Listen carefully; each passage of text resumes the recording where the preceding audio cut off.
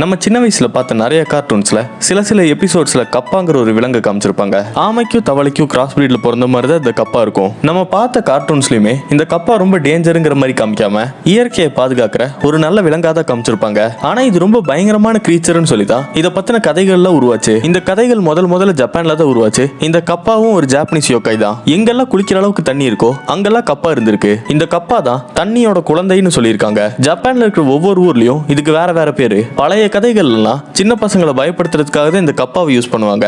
அதாவது தண்ணி கிட்ட போனீங்கன்னா கப்பா ஒன்று தூக்கிட்டு போயிடும்னு சொல்லி. இது எதுக்காகனா அந்த சின்ன பசங்க தண்ணியில விழுந்து செத்துறக்கூடாதுன்னு. இந்த கப்பா பாக்குறதுக்கு கிரீன் கலர் ஸ்கின்னோட முதுகுல ஆமையோட ஓட வச்சுட்டு நீளமான கையு ஷார்ப்பான பல்லு இதோட தலை மேல ஒரு குண்டாவை கவுத்தி அதுக்குள்ள தண்ணி ஊத்துன மாதிரி இருக்கும். அந்த தண்ணி அது தலையில இருக்கிற வரைக்கும் தான் அதுக்கு பவர் இருக்கு. ஒருவேளை அது கீழே சிந்திருச்சுன்னா அதை ரீஃபில் பண்ற வரைக்கும் அதுக்கு ரொம்ப பவர் கம்மியா தான் இருக்கும். இதுங்களுக்கு குக்கும்பர் சாப்பிடவும் சுமோ விளையாடவும் மக்களை பிராங்க் பண்ணவும் ரொம்ப பிடிக்கும்.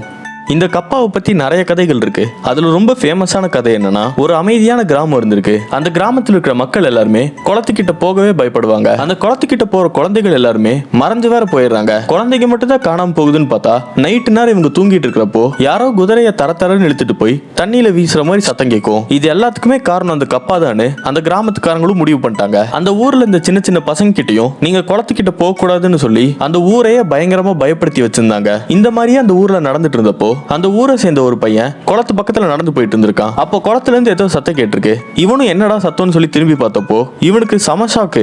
ஏன்னா அந்த குளத்துக்குள்ள இருந்து ஏதோ பச்சை கலர்ல ஒரு உருவம் இவனை வேடிக்கை பார்த்துட்டு இருக்கு. அந்த உருவத்துக்கு நீளமான கையு, முதுகுல ஒரு ஆமவோடு, தலையில ஒரு குண்டா, அதுக்குள்ள தண்ணி. அதுக்கப்புறம் தான் அந்த பையனுக்கு நம்ம கப்பாவை பார்த்துட்டு இருக்கோங்கிறதே புரிய வந்துச்சு. அந்த கப்பாவும் பொறுமையா அவன் கிட்ட வந்து என் கூட சுமோ மேட்ச் வரியான்னு சொல்லி கேட்க இந்த பையனும் ஓகேன்னு சொல்லிடுறான். அப்பதான் அவனுக்கு அவனோட தாத்தா சொன்னது ஞாபகம் வந்துச்சு. இந்த கப்பாவெல்லாம் குக்கும்பர்ல உப்பு போட்டு சாப்பிடறதுனால அதுக்கு ரோசம் ரொம்ப அதிகமா இருக்கும். அதனால நீ அதை எப்பயாச்சும் பாத்தீனா அதுக்கு மரியாதை கொடுன்னு சொன்னாரு. இதை ஞாபகம் வச்சுக்கிட்டு அவனும் அந்த சுமோ ரிங்குள்ள போனோன்னு கொஞ்சம் கூட யோசிக்காம குனிஞ்ச அந்த கப்பாக்கு வணக்கம் சொல்ல, அதுவும் பரவாயில்லையே மரியாதை தெரிஞ்சவனா இருக்கான்னு சொல்லிட்டு குனிஞ்ச அவனுக்கு வணக்கம் சொல்லும் போது அதோட தலையில இந்த தண்ணி எல்லாம் கீழே கொட்டிடுது. உடனே அந்த கப்பா பேனிக் ஆகி என்ன பண்றதுன்னே தெரியாம இருந்தப்போ அந்த பையன் ஓடி போய் தண்ணியை கொண்டு வந்து திருப்பி குண்டால் ஊத்தி ரீஃபில் பண்ணி விட்டான். இவன் பண்ண ஹெல்ப்புக்காக அந்த கப்பா அந்த பையனை கட்டி பிடிச்சு இனிமே அவனோட ஊர் மக்கள் ஒன்னும் பண்ண மாட்டேன்னு சொன்னது மட்டும் இல்லாம அந்த ஊர்ல இருக்கிறவங்களுக்கு எப்படி மருந்து செய்யணும்ன்றதும் சொல்லி கொடுத்துருக்கு. அப்புறம் அந்த பையனை பார்த்துட்டே தண்ணிக்குள்ள போயிருச்சு. இதுக்கப்புறம் அந்த கப்பாவை அந்த ஊர் மக்கள் பார்க்கவே இல்லை. இது கப்பாவை பத்தின ஒரு முக்கியமான கதை.